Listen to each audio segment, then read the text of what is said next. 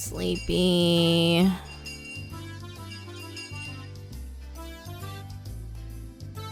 Whoa, that was a really big yawn, Keiichi-kun. I'm usually awake once it's time to eat, but doesn't look like I can do it today. I was watching TV until late last night. I'm so tired right now.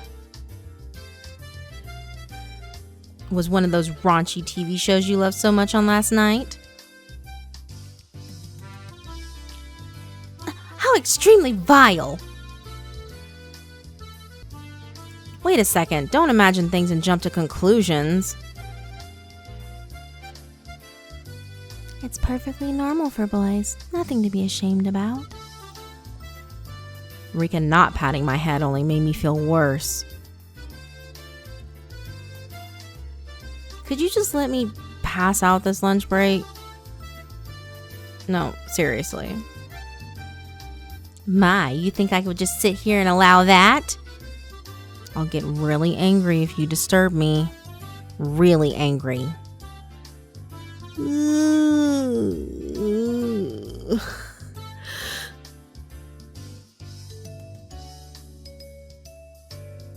This was just dreadful. Just so sleepy. I slumped my head onto the desk and drifted off into an afternoon nap. It seemed that Satoko had responded, but I pretended not to hear.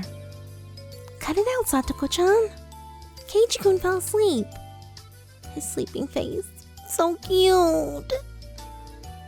You can take him home later. Let him be for now. Let's move over there. It'd be rude to Keiichi if we bothered him now. Rika-chan really is a good girl. Let's not wake him up even if the teacher comes back. I take that back.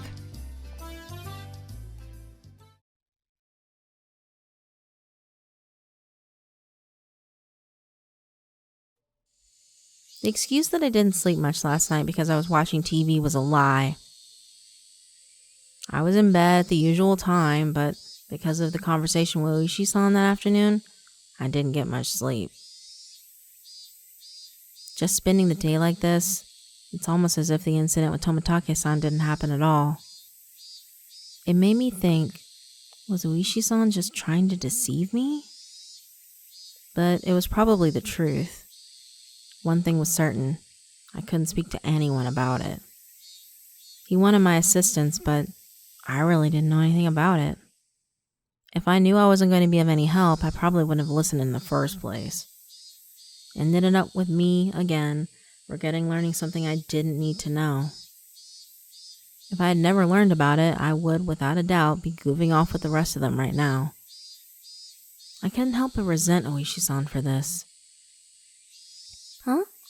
When was that? I heard he wasn't there the next day. It appears he vanished the night of the Watanagashi. Neon whispered to keep others from listening, but I could hear it clearly. On the other hand, Rena's voice was even harder to pick up, but I could still tell that she was quite upset. It couldn't be. Are they talking about Tomitake-san? Itake? Not sure. That's all I know. I would have to feign ignorance about this topic because I needed to keep it a secret. Rather than waking up and being forced to lie to join the conversation, it was much easier just to sit here and pretend I was asleep to listen in on their discussion. Wait, why did I have to pretend to be asleep while eavesdropping on my friend's conversation? The guilt stung. So, and me, there are others, right? Too. But they don't know if it's from the curse or if this was an Onikakushi. Onikakushi? Onikakushi? To be hidden away by a demon? What a mysterious phrase. I did, however, get the feeling it meant nothing good. There was another, right? Right? If it's Oyashiro-sama's curse, yeah. But this year, at all? Grandma and the mayor had talked about it. Seems they talked to the police about it beforehand. They said they'd take care of whatever happens this year without causing a commotion. Then, without us knowing it, someone had them. You mean? Maybe. Next could be me. I wonder. Don't worry. You got home safely. But is not allowed, right? That was a long time ago. Let's stop talking about this. Amidst the uncomfortable mood, both of them went silent. The entirety of the conversation was still a bit unclear, but a few parts caught my attention. First of all, the term Onikakushi, to be demoned away. By the context it was used in, I would guess it's similar to being spirited away. I suspected that was what it meant because Tomitake-san and that woman, it really bugged me that I don't know her name, vanished after the Watanagashi. The next thing that stuck out was when Rena said, "There's another one, right?" Mion also said, if it's Oyashiro-sama's, yeah, responding to something. If it's Oyashiro-sama's curse, then there had to be 2 victims. Is that what she meant? Come to think of it, I remember Mion saying at the beginning that they didn't know if it was from the curse or if it was a case of Onikakushi. It seems that the curse and being demon away are different things, and they were phenomena that were paired together. I recalled Tomitake's terrible end.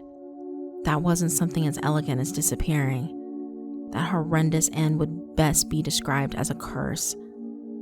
Then, the woman with him, it means she vanished because she was demoned away? What I do know is that there's normally an even number of victims of the curse proper.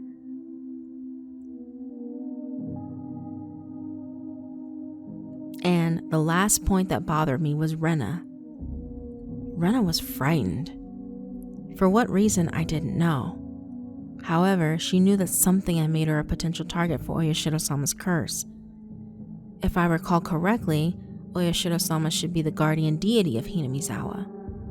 Isn't a guardian deity supposed to defend the citizens and drive out invaders?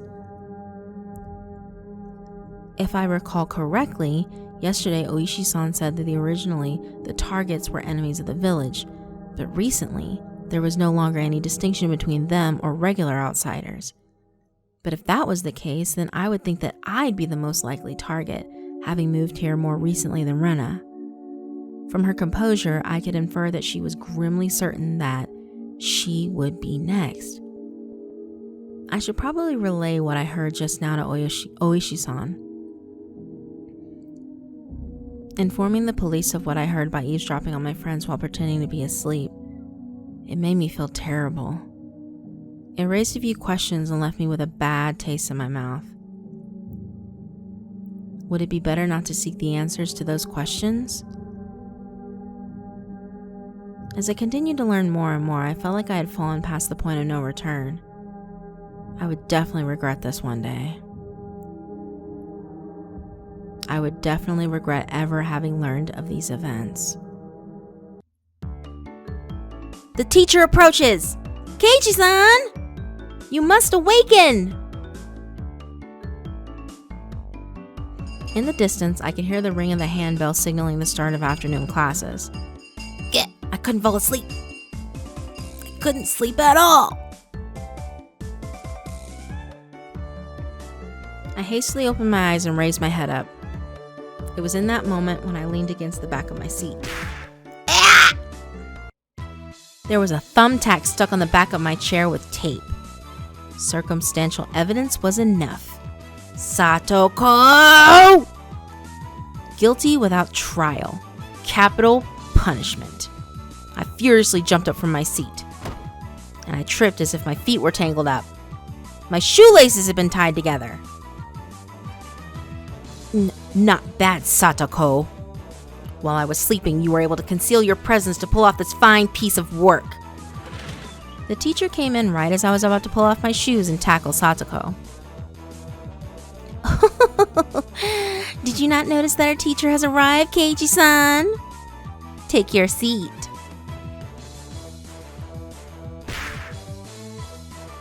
Not caring one bit, I made her eat a flick to the forehead.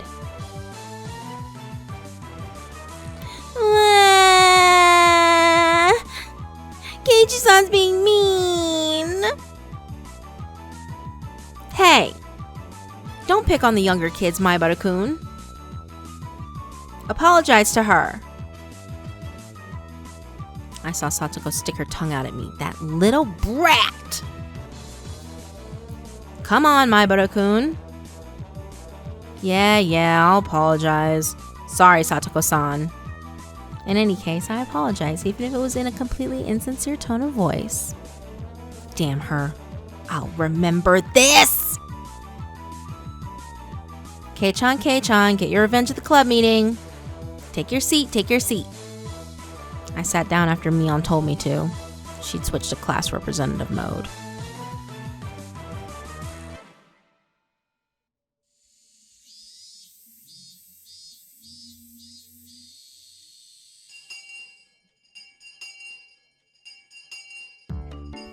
With the boring classes finished, school was finally over for the day. Now then, what should we do for club today? Personally, I would like to play that deduction game one more time. I was hardly able to play it last time because of Uishi-san. Ren and I weren't even able to test out our strategy. That's right. Today, Keiichi-kun and I will be victorious. What should we do? We've never played the same game 2 days in a row.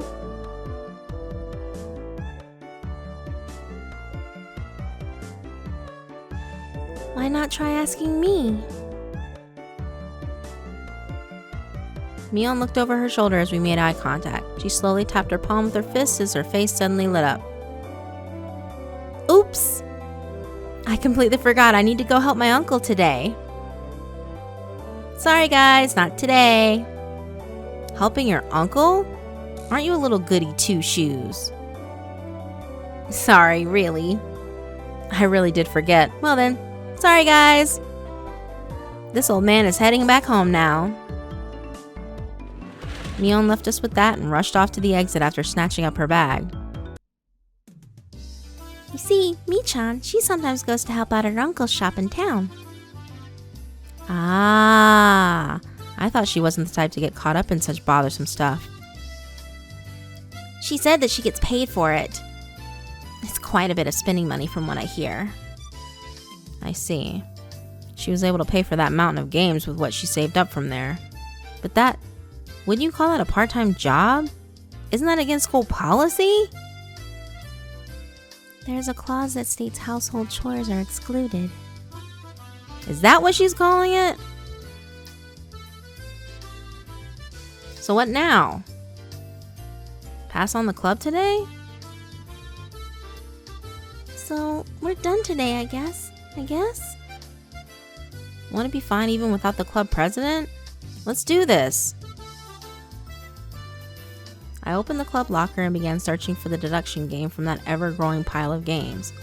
Ah, here it is. The deduction game from yesterday. Man, I had to stop just as I was getting the hang of it. At the very least, I wanted to repay Satoko for what she did during the afternoon break. I do not mind. But is that fine for Ren-san and Rika? If Keiichi-kun wants it so badly, I wouldn't mind playing for a bit. I think it's better if we do it when we have everyone together. When she says it like that. I wanted to go shopping if there wasn't a club meeting today. Going to buy soy sauce and other things. Oh, that's right! I completely forgot. Well, I guess since it's been a while, I should go treasure hunting. What's this now? Everyone was no longer in the mood for club activities. If I kept on trying to push the matter, it may make them realize I had a trick up my sleeve. Ah well, I'll give up this time. Man, I really was looking forward to playing it. I shuffled through the cards as if I was still caught up on it. At the next opportunity, I shall give you a sound thrashing. The murderer is Satoko. The murder weapon is the pistol. It was you after all. What did you say? Then I'll just... Satoko looked through the cards on the desk and stuck out 3 of them at me. The murderer is Keiichi! In the lounge with the rope! I don't need no rope. I'll just strangle you like this! No! Keiichi-san is such a beast! Phew. Well, I guess it's good that I got that out of my system. I'll remember this, Keiichi-san.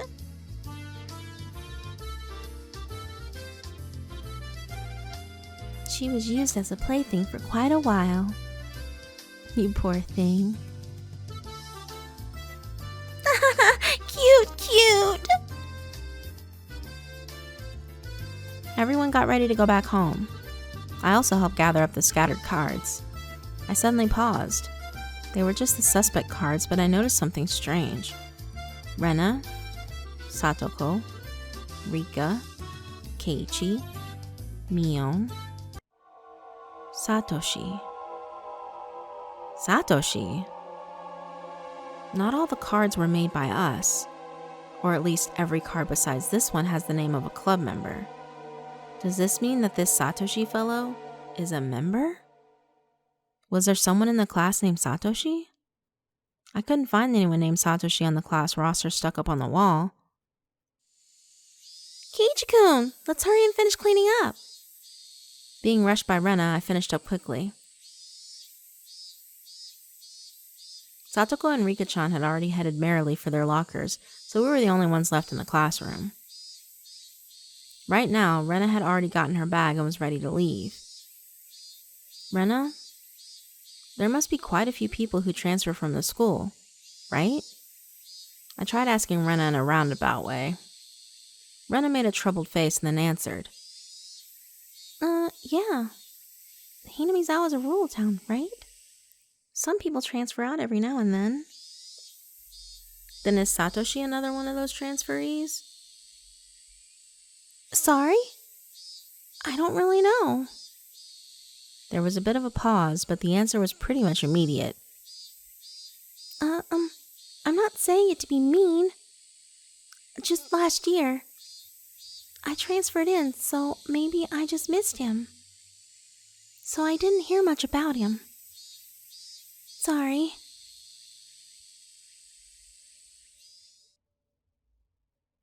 I'm not sure. Sorry. Her answer was a lot like when she refused to tell me about the murder at the dam. I was saddened by her denial and felt a little bit of anger. I'm their friend, aren't I? Friends don't keep secrets from their friends, do they? Though I do appreciate that they kept that unsettling curse thing from me. But if everyone is worried about it, I'd rather be worried with them. That's what it means to be friends, right? For a moment, I wondered just what kind of face I was making just then, with these mixed feelings of sadness and annoyance. Keiichi-kun? You're making a scary face. Why is it? Why? It was probably exactly the kind of face Rena said it was. It appeared my grim expression had frightened her. Sorry. I was really looking forward to the club today. I'm just feeling down about it. I rustled Rena's hair. Let's go home. Dragging that awkward mood with us, we headed home.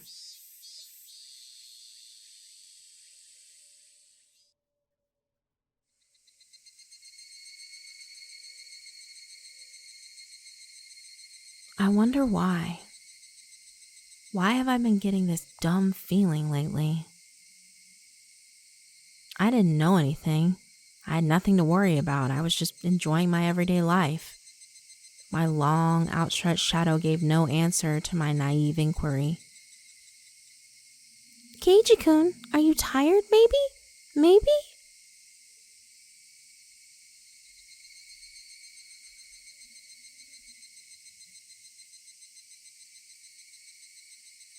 Rena timidly questioned the reason behind my mood. I'm sure my expression made the situation even more unsettling. You think so? Yeah. You seem to have been a little out of it ever since this morning. Maybe a cold? Physically, I was pretty sure I was in perfect health. It may not seem like it, but I've had perfect attendance since elementary school. Rena continued on since I didn't give her an answer. It could be that the fatigue from moving has finally caught up to you. It's completely different from where you used to live, after all. Of course you've gotten tired, since there's so much you need to get used to and remember. Maybe that's it. Yeah. It has to be. Rena was also like that at first, too. I can tell you, you know? I wonder if Rena also experienced the slight bit of alienation last year that I was feeling right now. Thinking so, I felt that she was the only one who could understand how I felt. I'd like to hear about when you first came to Hinamizawa. How was it? Feeling I had been drawn into the conversation, her face suddenly brightened. It was the same as Keiichi-kun. I didn't know the villagers' names at all. Mi-chan and the rest were all very kind, so I wasn't lonely, but I did still feel a little out of place. Rena told me all the details of when she had moved here. All of her first acquaintances and surprises, worries and good times. So, Satoko got you too? Yeah. There was a thumbtack put in my chair. Poke!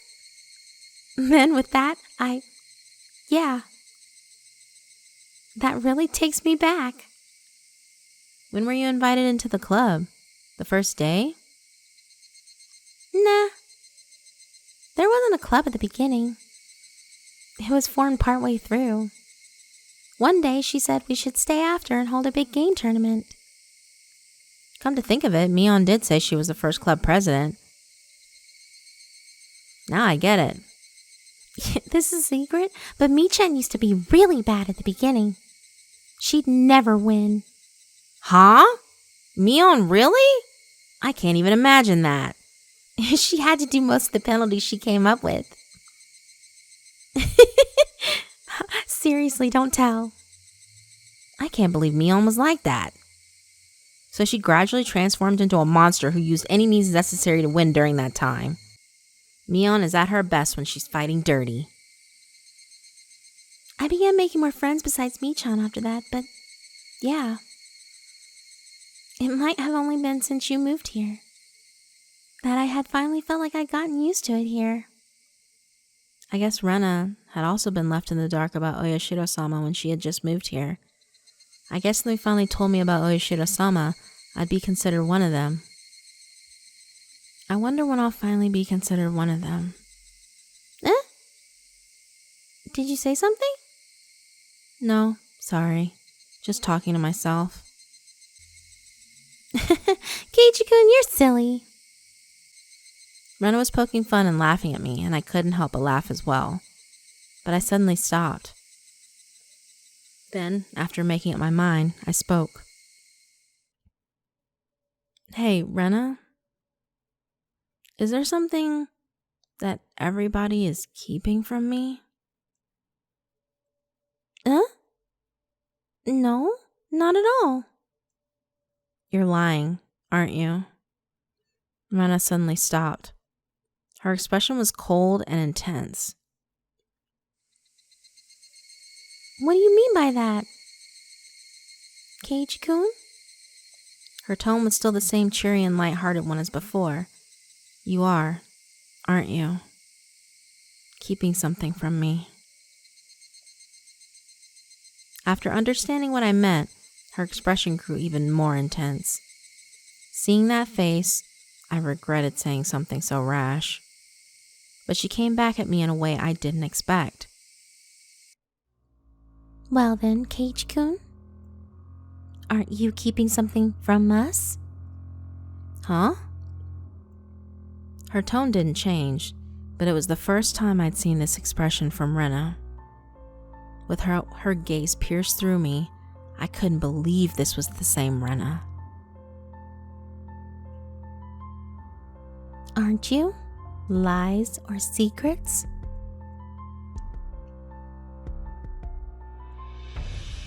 Aren't you? You are. Secrets. She didn't actually say that part, but she looked as if she did. The incident with Tomitake-san and how I felt alienated from the group. Even without having to think about it, there were things I knew that I felt guilty about.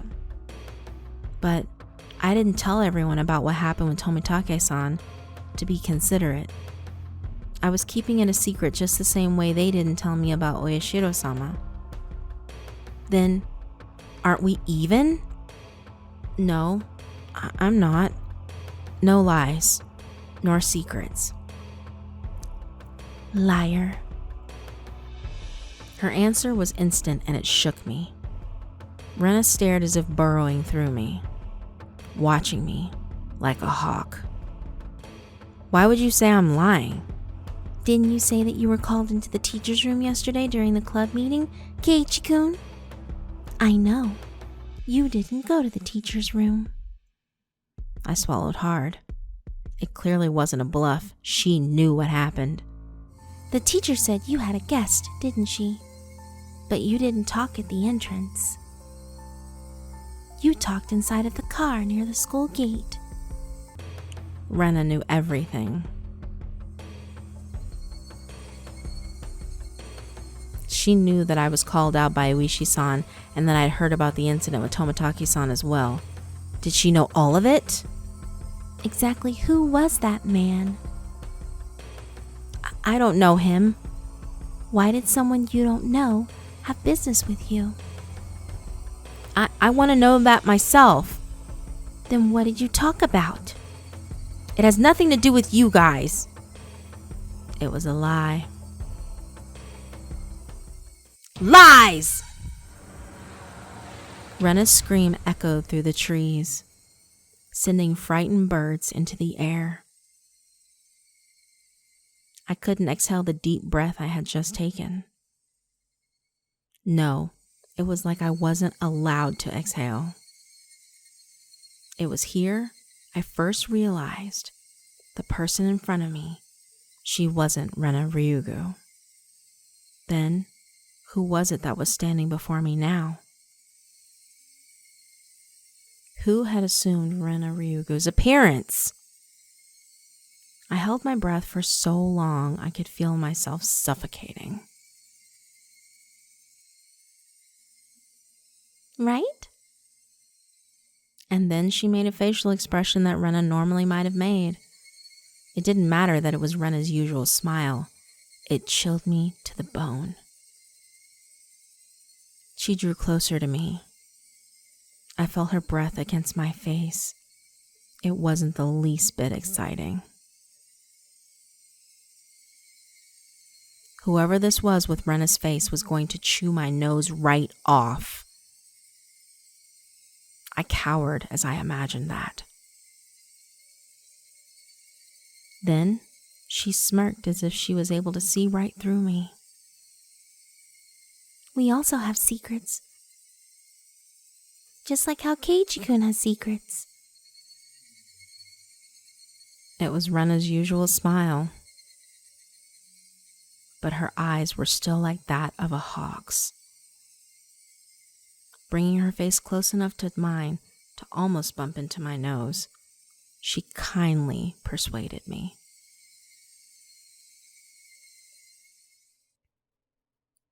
I couldn't nod or shake my head. This person standing in front of me, this person who looked like Rena, frightened me to my core. I was terrified knowing that she could hear the sound of me swallowing nervously. After what felt like an eternity, after a long, empty silence, she finally spoke. Let's go. It's getting chilly. It was Rena again. Smiling at me once more, she started walking as if nothing at all had happened. When I was released from her gaze, my legs gave out from under me and I slumped onto the ground. I wasn't able to lift a finger until Rena was out of sight. Who was that? I felt cold. My body was drenched in sweat. I was finally able to form a coherent thought and ask myself once again, who was that person who looked like Rena Ryugu?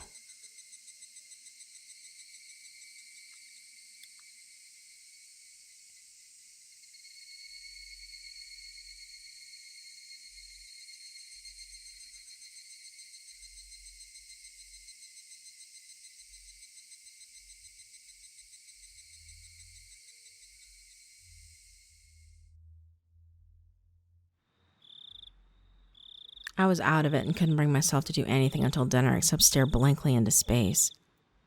Was I terrified from Rena going off on me? No, that's not right. That was someone else who only looked like Rena. Then, who could it have been? It was a dreadful feeling, knowing that that was someone else, not Rena. So tomorrow I shouldn't have a problem talking to Rena like I usually do. That thought was strangely comforting.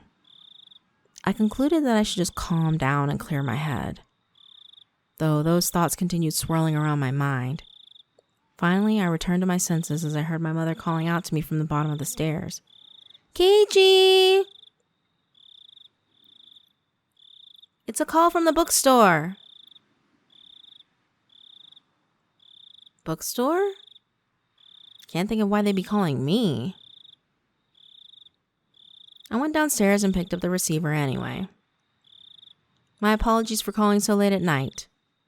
It's me, Oishi of the Okinomiya bookshop. Oishi-san? Oh, it's Oishi-san. Sorry. Since your parents picked up, I said I was from the bookstore. It puts people off when I say I'm a police officer. Oishi-san was, in his own way, rather courteous. Even so, I didn't want parents hearing me talking to the police. I brought the cordless phone with me as I dashed back up to my room on the second floor. Sorry for calling so late. That phone number on the piece of paper I gave you yesterday was the old number. My apologies. Can you copy down the number I'm about to give you? Yeah. Okay. He gave me the number for his direct line as I wrote it down. I thought that was the end of it, but he began making pointless small talk and it was pretty hard to hang up. So, how's it been, Maibara-san? Did anything strange happen recently? I see. This was the real reason. He really beat around the bush there. His adult conversational skills left me slack-jawed. Are you from around here, Oishi-san? Yeah, I am. Born and raised in Okinomiya. If he's from around here, he might know. Oishi-san, do you know what this Onikakushi thing is about? I believe that's when somebody suddenly vanishes because they've been abducted by a demon. It's a special saying from around here. It has the same meaning as spirited away, like everyone else says. Whereas my friends would say they didn't know when I asked, this older man gave me a direct answer. It made me a bit happy that he answered me directly without trying to hide anything. Hinamizawa was, not sure if I should tell you this, Maibara-san. Don't try to play this off. If you're not going to talk, then I'm not going to tell you anything. No. That's not what I meant. It's just, it may make you feel bad. You see, long ago, Hinamizawa was feared as the village where demons reside. Demons? By demons, you mean those pitchfork-carrying things in hell? More like human-eating monsters. They go down to villages snatching people up and gobbling them down, that kind of tale. Demons snatching up people is what this Onikakushi really means. They said that the curse and being demoned away happened together. What does that mean? I already knew about the mysterious deaths happening 5 years in a row, but I didn't know that there were people disappearing for those same 5 years. The curse and being demoned away happened together? First time I've heard of that. Is that how it is, Maibara-san? That's what I want to know. I heard Rena and Mion talking. They said that if it was really Oyashiro-sama's curse, then both the curse and demoning away would happen. Oishi-san began hemming and hawing on the other end of the receiver. Maybe something about that came to mind. Maibara-san, do you know the first incident? The murder by dismemberment? Yeah. One of the 6 perpetrators is still on the run, right? Hypothetically. What if he isn't on the run, but was demoned away? Huh? It was an outrageous hypothesis from Oishi-san. The incident 4 years ago was the particularly ghastly one. The police already knew the perpetrators, so they posted tons of wanted posters with his face on them. They staked out various locations and investigated every possible escape route he had. But after 4 years, there wasn't even a hint of where he might be. Unless the police were completely incompetent. Even if it was an outrageous hypothesis, I couldn't simply laugh it off. Then what about the incident the next year, when the man who supported the project and his wife both died in an accident? Well, actually, it was only the husband who died in an accident. His wife's body never surfaced. Unless we find the body, then it's considered a missing person by law. At the time of the incident, with the river below the cliff being muddy rapids, the police divers had searched every branch off the mainstream of the river for dozens of miles, but in the end, they weren't able to find her body. But that's just them not being able to find the body. She's still dead, right? Isn't it different from her being demoned away? We cannot say someone is dead without their body. Until a certain number of years pass, by law, she's treated as still alive. I'm not sure if it was right to call that being demoned away. The wife is missing. At least that part was reality. How about the 3rd year? The Shinto priest died of illness, and his wife committed suicide? Maibara-san, that's actually the exact same scenario. The wife had supposedly thrown herself into the bottomless swamp deep in the forest around Hinamizawa, meaning it's all circumstantial evidence. They simply found her suicide note in front of the swamp. A diver was able to recover a few of her articles, but they weren't able to find a body. The investigative headquarters believed that she had faked her death and was still alive somewhere. I'm not sure if we could refer these cases as being demoned away. It's just as you've said, every year one person does go missing. The incident this year, the woman with Tomitake-san has gone missing. Then what about the incident with the housewife beaten to death? Who went missing? I believe the perpetrator was caught, right? Yeah, we arrested him. He was just a miscreant with a record of narcotics abuse. He admitted to the crime while being questioned about a different incident. But, well, you see, after he was arrested, a child from the victim's home went missing. It's still under investigation. As to whether the disappearance had anything to do with the crime, but you said you caught him, right? Did he have an accomplice? No idea. It was most likely only the one perpetrator.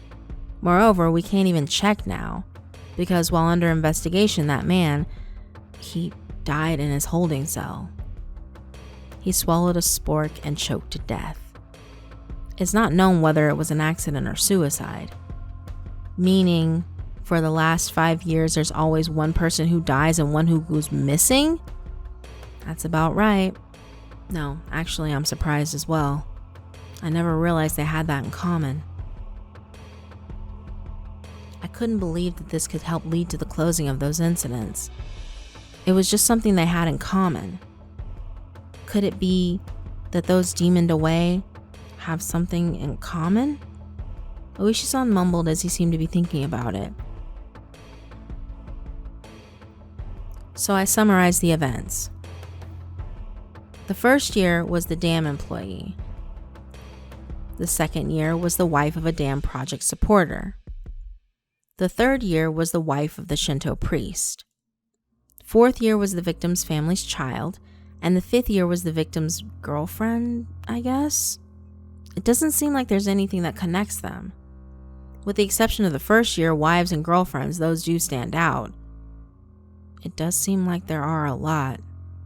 Then that means the fourth year's victim's child was different. It would have really stood out if they were all married couples, except it's not just married couples, but parents and children as well. Come to think of it, I believe Tomitake-san also told me the younger brother is alive and has moved, if I recall correctly. The child that went missing in the fourth year, who were they? Apparently he was quite mature, 1 year older than you. His name was Satoshi Hojo-san.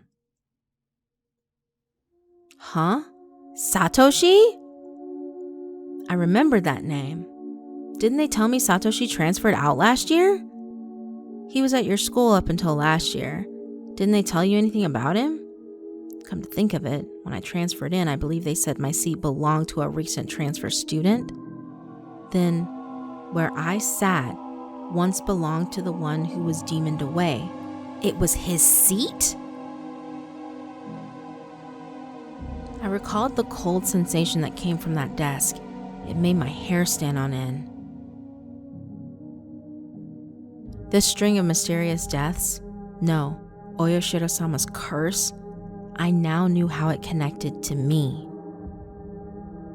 That chilling sensation, it was the feeling of Oyashiro-sama's caressing the back of my neck. Oyashiro-sama's curse, huh? Could Oyashiro-sama's curse really exist? In all honesty, I was beginning to believe it. And I was scared. That was why I wanted to say it was a plot crafted by man and not the work of a curse. But the more I dug into it, the less likely that seemed. No, the more I dug, the more mysterious it became. If I kept digging, eventually, I'd reach the point where I'd learned something I really shouldn't know. To either be none the wiser or to seek an answer I may regret. Which one would I be happier with? Maybe it'll be me next time. My execution could only be delayed for 1 year. That was when I remembered. Rena. Rena said she may be the next victim of the curse. You mean Rena Ryugu-san? She transferred in last year and she's your classmate, isn't she? These incidents really might be a bit too disturbing for a girl. She's not just scared, is she? It wasn't that. She said it might be her next. She said it in a way that made me think she had a concrete reason behind it. It felt like she was convinced. Almost as if, you could say, she was frightened. Her sudden change in demeanor, that someone who looked like Rena but wasn't Rena, that might be unrelated. All the strange things that I felt from Rena today came back to me. I see. Then I'll be doing a bit of investigating on this end.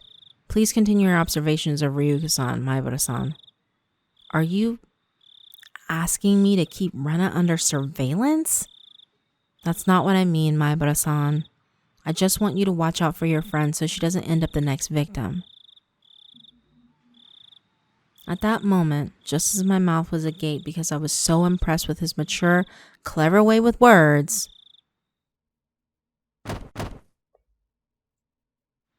a sudden knock at the door sent my heart racing. In an instant, I had pointlessly covered up the end of the receiver. Keiichi, get the door, please. On the other side of the door, I heard my father's idly upbeat voice. What could it be? It's so late. Sorry, my dad just came in. Can we leave it at this for tonight? Yeah. My apologies again for calling so late. If you find anything else, please let me know. I'll tell you if I make any progress on this end. Well then, have a pleasant evening. Keiichi, hurry and open up. Daddy's got his hands full. What is Dad doing? I had stayed in the same position while on the phone the whole time, so my joints were achy. When I opened the door, I saw my father was standing there with a tray. On that tray, cookies and 2 cups of black tea, a fairly fancy spread for our household. There was even sugar and lemon slices on the side, everything you could ask for. This was quite the show of hospitality. What's going on, Dad? What's all this for? Come now, don't play around, Keiichi. I'm coming in. Dad was in high spirits and had a smirk on his face. But for my entire life, I've never seen him act this hospitable. What had gotten into him? So, what were you talking about? I jumped. It's not something I had to keep from my father, but how could I explain to him I was talking to a detective, I'm assuming he was, this late at night? Nothing much. Just a friend. I don't mean the phone. She was here, wasn't she? Rena-chan. She wasn't here? Come now, don't try to keep it from me. She just came over to play. You two were chatting away, so I thought I'd bring some tea, but looks like I just missed her. I had no idea what Dad was talking about, but a cold sweat dripped down my back. How long were we talking? Rena-chan went upstairs about half after, so it was close to an hour, I guess. You saw her come up to the 2nd floor? Yeah, I did. I also told her that your room was the door down the hall up the stairs. Rena came to my house about an hour ago. Dad met her at the door and called out to me on the 2nd floor. I probably didn't hear him because I was so focused on my conversation with Oishi-san. I didn't reply, but he knew I was in my room, so he had her come inside. Then told her my room was on the 2nd floor. She thanked my dad and went upstairs. Then about an hour passed. She passed by my dad just as he was bringing up tea and left. She came upstairs and about an hour passed. Then passed by my dad and returned home. Then, after she came upstairs and until she left, where was Rena? There's only a short hallway between my room and the stairs, meaning Rena had, for about an hour, in the hall. No, she couldn't have been standing in front of my door all that time. The door to my room wasn't particularly thick. You could easily hear everything being said inside. All of the unsettling and unguarded things I spoke to Oishi-san about began rushing through my head. Honey, don't tease him. More importantly, you need to clean up your studio. It's a mess again. Mom yelled up at Dad from downstairs. Dad left the tray with me and went downstairs with a disappointed chortle. I followed my dad out of the room with my eyes. I looked down at the floor around the doorway where Rena might have stood all that time. Just now, as I was talking to Oishi-san, with my back turned, Rena was standing a mere 6 feet away the whole time?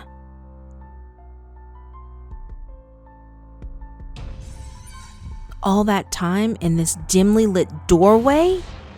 What did she see? What did she hear? For what reason? As the steam from the 2 teacups ominously wafted and twisted, the aroma of black tea filled my room.